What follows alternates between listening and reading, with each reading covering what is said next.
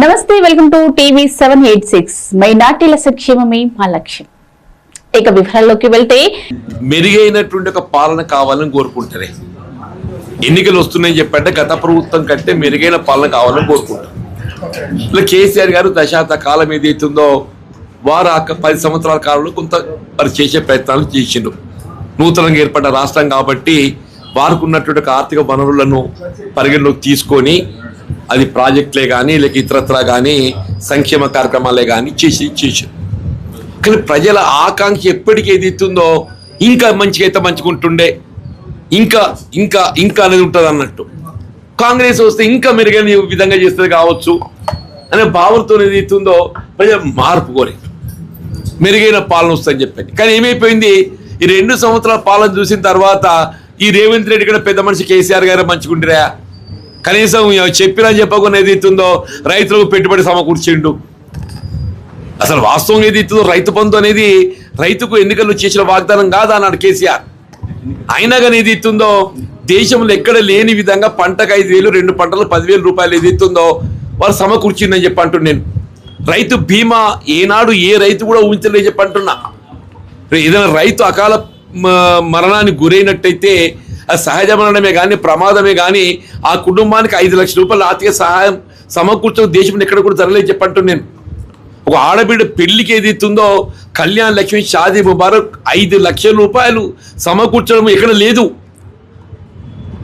అట్లాగే ఏదైతున్నదో కేసీఆర్ కిట్ ఎక్కడ లేదు అని చెప్పంటున్నా.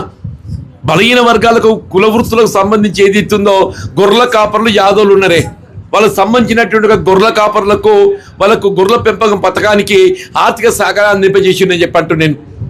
వీళ్ళు ముదిరాజు కులస్తులు గంగపుత్రుడు అని చెప్పట్టు చేపల వృత్తిపై ఆధారపడే వాళ్ళు ఉన్నారు.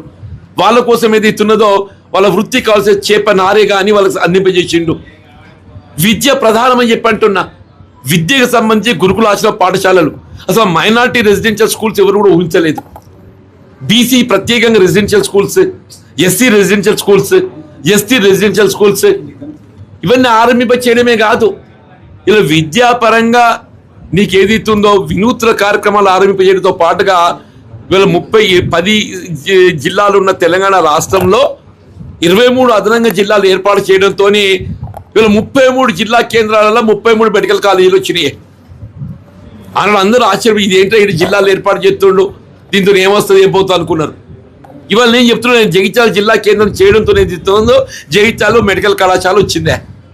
జగిత్యాల మెడికల్ కళాశాల రావడంతో వైద్య సదుపాయాలు మెరుగైనాయని చెప్పంటూ నేను, పాలనా సౌలభ్యం లభించిందని చెప్పంటూ నేను.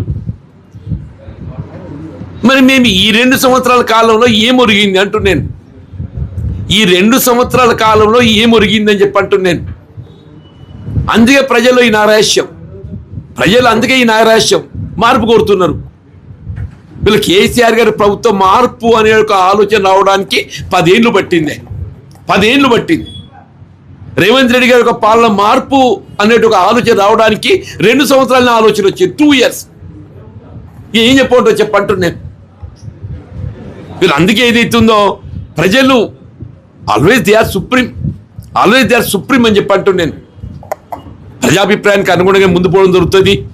ఒకవైపు ఏదైతే పార్టీ పరంగా దశాబ్దాల తరబడి పార్టీ నిర్మాణం కోసం కృషి చేసిన ఒక కార్యకర్తలను విస్మరించడం, ఇంకో పరంగా ఏదైతుందో ప్రజలకు మనం చేసినట్టుగా వాగ్దానాలే కానీ ఎన్నికల ప్రణాళిక అమలుకు కార్యరూపం దాల్చకపోవటం, ఇవన్నీ పరిస్థితుల్లో ఏదైతుందో నేను పార్టీ వీడడమే కానీ ప్రత్యామ్నాయంగా రాజకీయ పార్టీ ఎంచుకోవడమే కానీ ఇలా భవిష్యత్తు తెలంగాణ రాష్ట్ర నిర్మాణానికి ఏదైతుందో కేసీఆర్ గారి నాయకత్వమే ఏకైక మార్గం అనే ఒక భావనతో ఏదైతుందో ఇలా బీఆర్ఎస్ పార్టీలో చేరాలని నిర్ణయం రావటం, దానికి అనుగుణంగా ఇవాళ కేటీఆర్ గారు జయించాలి రావటము, మరి దానికి కార్యరూపం ఏ విధంగా పార్టీలో చేరటం ఇవన్నీ మరి వారు నిర్ణయం చేయడం జరుగుతుంది.